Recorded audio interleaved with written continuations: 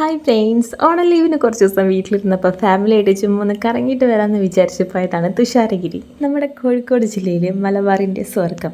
അപ്പോൾ ഇന്ന് നമുക്ക് തുഷാരഗിരി എന്ന് സാഹിത്യീകരിച്ചാലോ. വയനാടിൻ്റെ സമൃദ്ധമായ കാടുകൾക്കിടയിലൂടെ ഒഴുകുന്ന ചാലിപ്പുഴയാണ് ഇവിടെ ജീവൻ്റെ ഉറവിടം.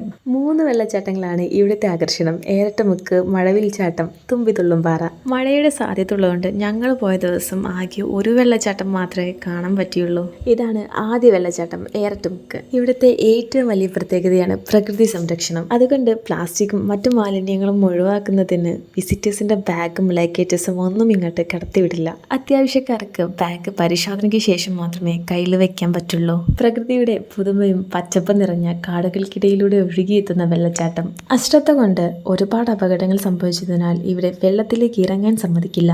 എന്നാലും ആ സൗന്ദര്യം കുറച്ചുകൂടി അടുത്തു നിന്ന് കാണാം. മഞ്ഞുതുള്ളികളുടെ പർവ്വതം തുഷാരഗിരി. മഴക്കാലം ഇവിടെ നമുക്ക് സമ്മാനിക്കുന്നത് തുഷാരത്തെ പോലെ വെള്ളം വീണ് ചിതറുന്ന കാഴ്ചയാണ്. മരങ്ങളെ സംരക്ഷിക്കുന്നതിൽ ഇവിടം ഒട്ടും തന്നെ വിട്ടുവീഴ്ച വരുത്തിയിട്ടില്ല. അത്തരത്തിലൊരു കാഴ്ചയാണ് ഇനി കാണാൻ പോകുന്നത്.